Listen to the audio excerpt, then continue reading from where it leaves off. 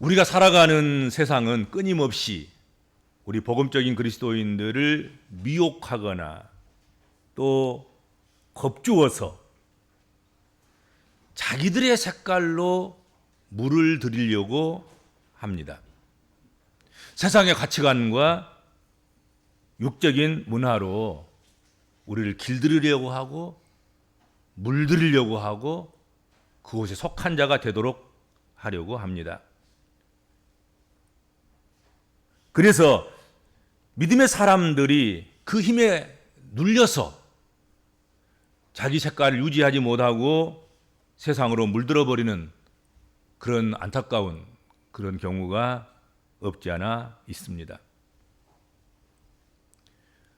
그렇지만 우리 복음적인 그리스도인들은 세상의 죄된 문화에 물들지 않고 하나님의 성품에 물들어야 하고 자기의 색깔을 지키고 자기 색깔을 유지하는 일에 실패하면 안 될 줄로 믿습니다.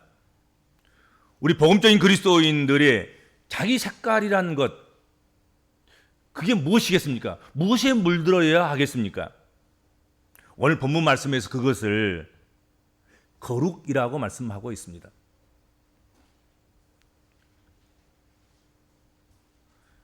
베드로 서신이 쓰여지던 그 시대의 상황은 매우 암울하고 매우 어둡고 매우 세속적인 그런 시대였습니다.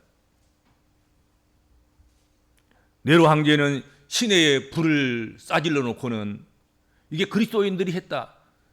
그리고 그리스도인들에게 그 모든 책임을 돌려서 핍박의 대상으로 삼았고, 그로 인해서 눈앞에서 많은 그리스도인들이 그리고 사도들과 제자들이 순교를 당하는 그런 일들이 발생할 그런 때였습니다. 베드로 사도는 교회에 닥칠 엄청난 그런 폭풍을 예상하면서 우리 복음적인 그리스도인들에게 거룩할 것을 권면하고 있다 하는 것입니다. 이 파고를 넘는, 이 세상을 넘는, 이 세속을 넘는, 이런 환난을 넘는 그 길은 다른 데 있지 않고 성도와 교회가 거룩함에 있다, 거룩함에 달려 있다, 그렇게 생각하고 권면했습니다.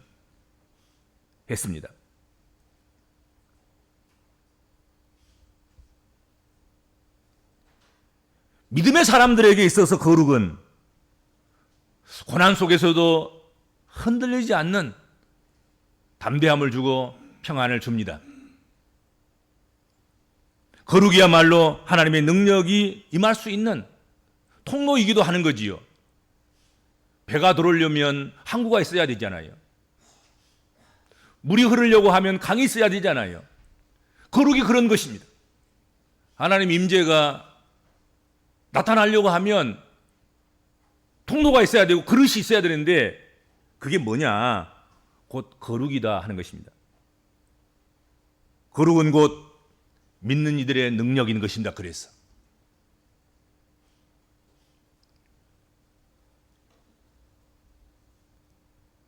오늘 본문 말씀 여기서 거룩하다는 이 말, 이 하기오스, 이 단어는 단지 도덕적으로 윤리적으로 깨끗하다 그런 의미만을 담고 있는 것이 아닙니다.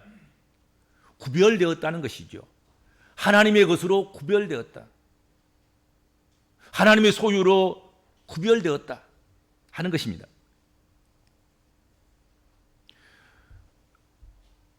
거룩하려고 하면 세상과 단절해야 되느냐? 그런 의문도 있습니다. 또 그런 생각을 하는 사람도 있을 것입니다. 그러나 그렇지 않습니다. 거룩은 세상을 떠나거나 세상을 피하거나 세상과 단절되는 것이 아니라 세상 속에 더 깊이 들어가서 세상 속에 살면서 하나님을 드러내는 방식, 성도가 살아가는 그런 삶의 방식, 그것이 거룩이 있는 것입니다. 세상에 살면서 하나님의 자녀로, 하나님 일꾼으로, 하나님 믿는 믿음의 백성으로 살아가는 삶의 방식이 거룩한 것이에요.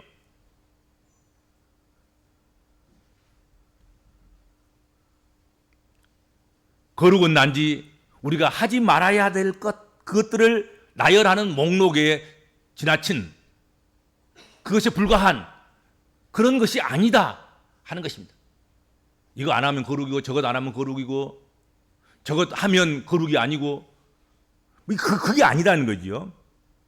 오히려 하나님의 영광에 사로잡혀서 뜨겁게 사는 삶이 거룩인 것입니다. 뭘 안 하는 것이 거룩이 한 것이 아니라 우리가 그 삶을 살아가면서 뜨겁게 하나님의 영광을 추구하고 하나님의 기쁨을 나타내면서 그렇게 살아가는 그 삶 자체가 거룩한 것이다 하는 것입니다. 거룩은 하나님과 동행하는 삶이고 하나님 중심의 삶을 살아가는 것을 의미하는 것입니다. 세상에 살지만 하나님과 동행하고 세상에 살지만 하나님 중심으로 살아가는 삶이 그것이 거룩이라는 것이죠. 예수님은 거룩의 상징입니다. 거룩 그 자체입니다. 그런데 예수님은 하늘 보좌를 버리시고 세상에 오셨습니다. 그렇게 세상에 오신 예수님께서는 죄인을 찾으셨고 찾으신 죄인들과 함께 친구가 되어서 먹기도 하시고 마시기도 하고 함께 하기도 했습니다. 그러나 그분의 그 거룩은 흐트러지거나 망가지거나 마이너스가 되거나 없어지거나 그러지 않았다 하는 것이죠. 그렇죠? 오히려 세상에 있을수록 예수의 거룩은 더 크게 거룩이 드러나게 된 것이다 하는 것이죠. 오히려 그분의 존재 안에서 타인의 삶이 정결케 되고 변화되었다 하는 것이죠. 성경은 왜 우리 복음적인 그리스도인들의 색깔이 거룩의 색깔이어야 한다고 말씀하고 있습니까? 왜 거룩으로 물들어라, 거룩한 자가 되라 그렇게 말씀하시는 것일까요? 오늘 본문 15절 전반절에 그 답이 있습니다. 오직 너희를 부르신 거룩하신 이가 그렇게 말씀하고 있습니다. 하나님이 우리를 부르셨는데 부르신 그분이 거룩하신 분이라는 말이죠.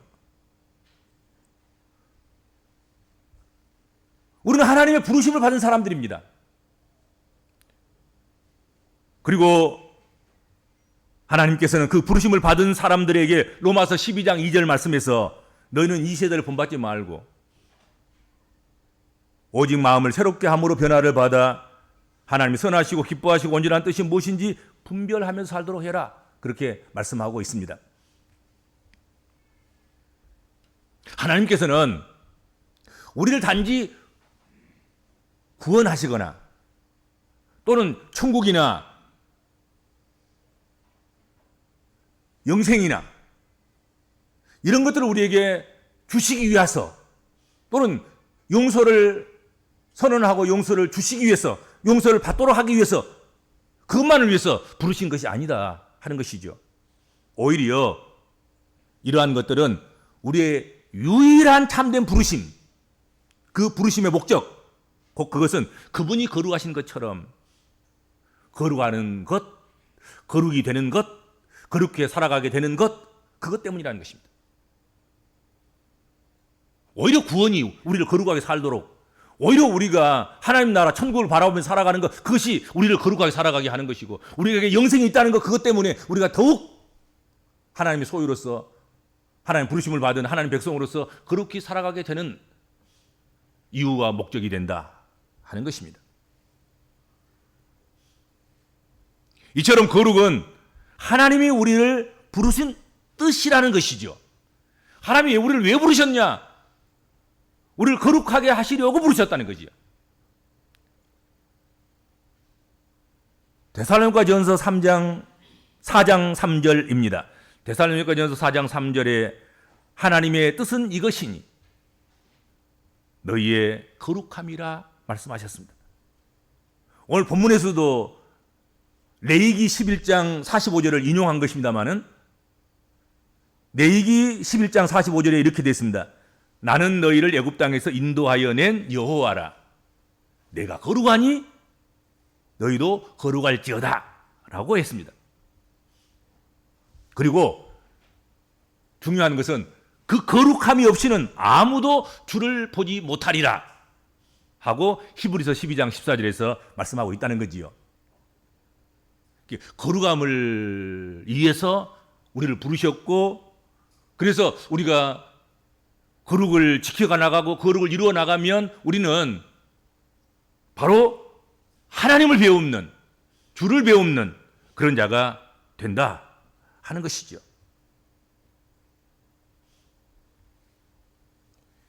하나님의 부르심을 받은 사람들은 세상의 방식을 따르지 않고 하나님의 뜻을 따라서 거룩한 삶을 살아내야 하는 것입니다.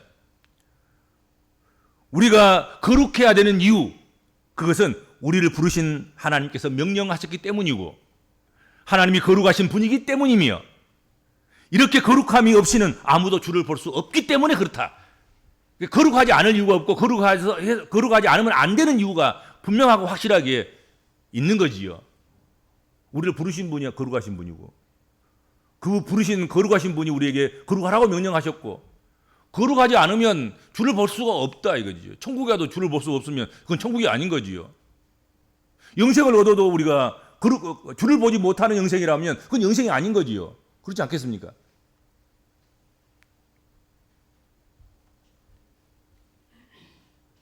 우리 믿음의 사람들의 실패는 어떤 실패겠습니까? 가난이 실패입니까? 병든의 실패입니까? 실수가 실패입니까? 아니잖아요. 우리 믿는 사람들의 실패는 거룩에 있습니다. 거룩의 실패가 실패인 것입니다. 좀 가난하다고 절대로 실패자가 아닙니다. 좀 병들었다고 결코 실패자가 아닙니다. 하나님은 가난을 통해서도 역사하시고 병을 통해서도 역사하시고 재난을 통해서도 역사하시고, 하나님 그렇게 하나님 일을 해 가시는 것입니다. 교회의 실패, 기독교의 실패, 그것은 숫자에 있지 않고 소유의 넉넉함에 있지 않고 거룩의 실패에 있다 하는 것이죠. 기독교가 실패하는 것은 단 한 사람만 있어도 기독교는 성공할 수 있는 것이고요. 그렇지만 수없이 많은 사람들이 있고 수없이 많은 재산을 구축하고 그리고 수없이 많은 큰 권력을 가지고 있다 하더라도 부패하고 썩었고 거룩이 없으면 그건 이미 기독교로서는 실패한 거예요.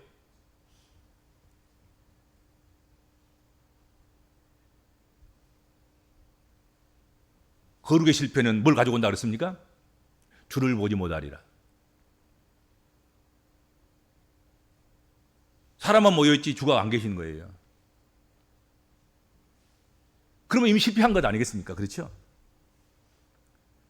성도들은 다른 것에 다 성공했다 하더라도 1년 연봉이 얼마고 직급이 얼마나 올랐고 내가 쓸 수 있는 가용할 수 있는 그런 것들이 얼마나 크고 많고 그 횟수가 얼마나 많고 그게 중요한 것이 아니고, 그렇게 해서 성공했다 하더라도 거룩에 실패하면 그는 실패자 그리스도인인 것입니다.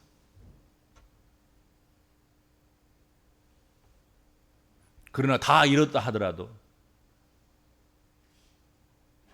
거룩에 성공했다고 하면 하나님과 동행하는, 하나님이 그가 하나님 안에 거하는 삶을 살아가고 있다고 하면 그는 거룩에 성공한 사람인 것입니다.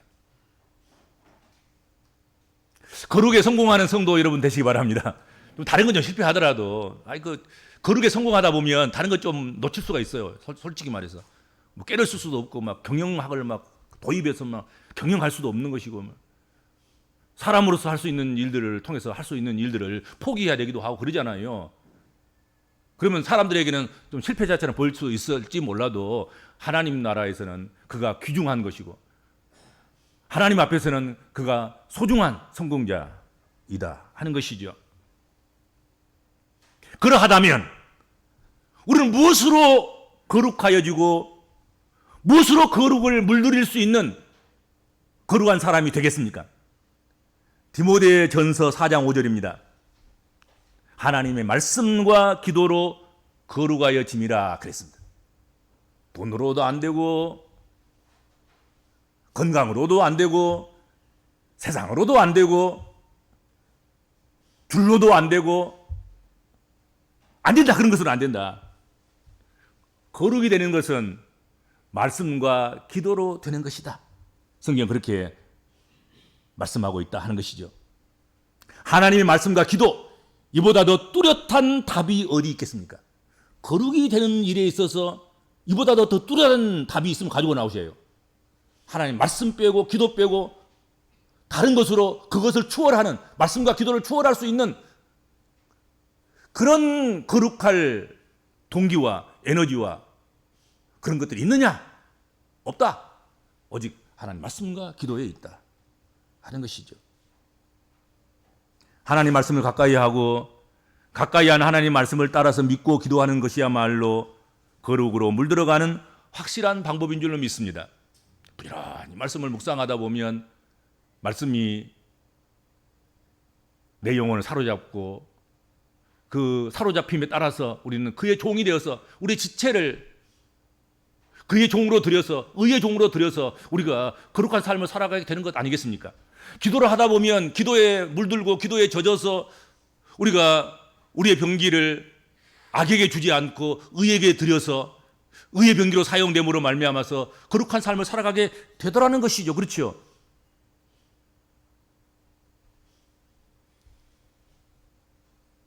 말씀을 따라서 믿고 기도하는 것이야말로 거룩으로 물들어가는 확실한 방법이라 하는 것이죠. 거룩함은 이처럼 하나님의 말씀을 통해서 하나님을 알고 하나님과 깊은 교제에서 비롯된 것이다 하는 것이죠. 하나님과 친밀한 관계 속에서 기도 응답을 받고 영적 전쟁에서 승리하는 그런 능력으로 거룩이 나타난다는 것이죠. 말씀의 결과물로 거룩이 나타나는 것이고요. 기도의 결과물로 거룩이 나타나는 것이다 이거죠.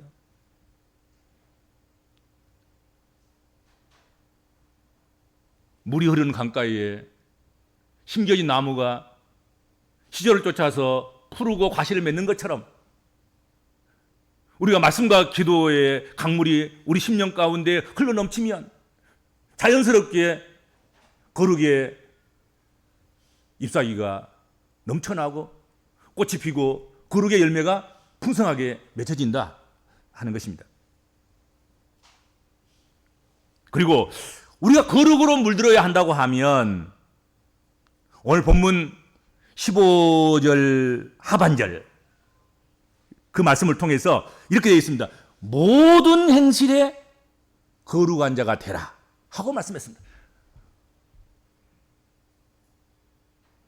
사도 베드로는 거룩을 특정한 영역이나 한 부분에 한정시키지 않습니다. 모든 행실에 연결시키고 있습니다. 거룩은 말이나 이론이 아니라 행실이라는 것이고요. 그리고 행실도 특정한 어떤 행실, 그것이 아니라 모든 행실이라 그렇게 말씀하고 있습니다. 여기서 모든 행실은 성도의 삶의 전 영역을 포함하고 있습니다. 모든 행동, 모든 대화, 모든 삶의 방식, 그 모든 것을 말하는 것입니다. 우리의 대화나 살아가는 방식 자체가, 그 길 자체가 거룩해야 한다 하는 뜻이지요. 예배 시간뿐만 아니라 예배 시간이 아닐 때에도, 대중들과 함께 있을 때뿐만 아니라 홀로 있을 때에도, 가정이나 직장이나 인간관계나 언어나 소비 습관이나 생각과 감정까지도 전 인격적인 삶에서 거룩함을 드러내고 나타내야 된다 하는 것입니다. 나 주일에 교회 나오니까 거룩하지 않아요? 내가 기도할 때 기도 잘하지 않던가요? 기도가 거룩하지 않던가요? 그게 아니고 전 영역에서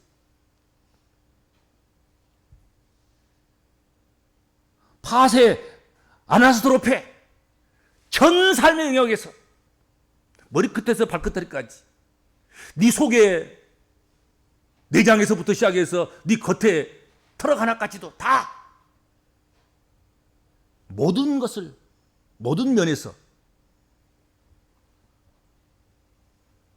모든 행실에 거룩한 자가 되라. 그렇게 말씀하고 있다 하는 것입니다. 이 시대에 진정으로 필요하는 사람,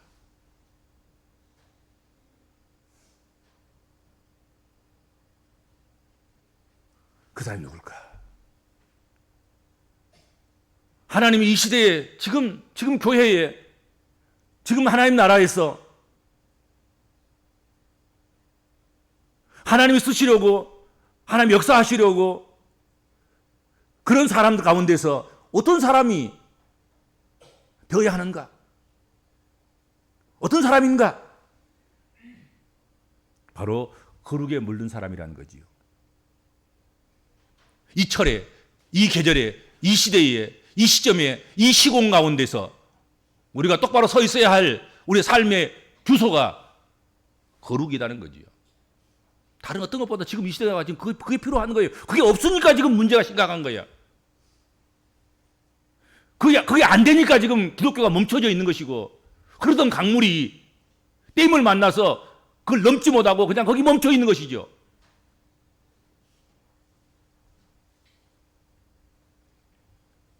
거룩에 물든 사람, 거룩한 영향력을 가진 사람들 시대가 부르고 있고 이 계절이 지금 부르고 있다 하는 것입니다.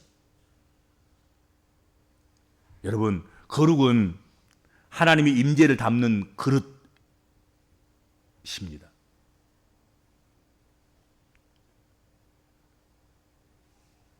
거룩은 마치 저수지에 저수할 물을 담을 그 그릇과 같은 것입니다.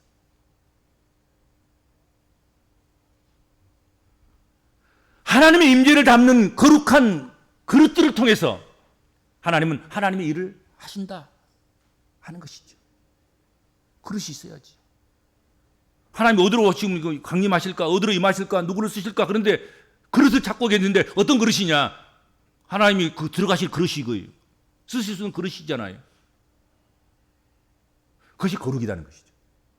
하나님 거룩한 사람들을 통해서 말씀을 실현하시고 거룩한 사람들을 통해서 기도의 응답을 허락하시며 거룩한 사람들을 통해서 하나님 나라를 확장시키고 복음을 확장시키고 거룩한 하나님 백성들을 통해서 하나님께서는 하나님 일을 그분이 흘러갈 강 줄기를 찾으시고 그 물줄기를 따라서 번영과 평화와 또 안정과 기쁨과 감사와 소망이 이렇게 강력하게 흘러가도록 그렇게 길을 내어 가신다 하는 것입니다.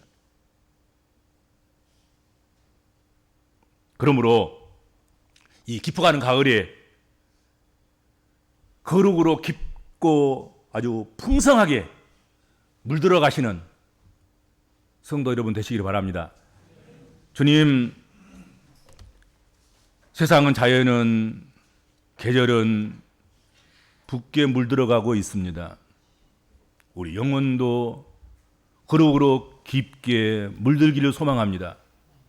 그래서 거룩 가운데 임재하시는 주님을 우리가 경험하고 그 임재 가운데서 주께서 쓰시는 대로 아름답게 귀하게 쓰여질 마땅한 곳에 우리가 쓰여지는 그런 저희들 되도록 인도하여 주시고 함께하여 주시고 복을 허락하여 주옵소서. 예수님의 이름으로 간절히 기도하옵나이다. 아멘.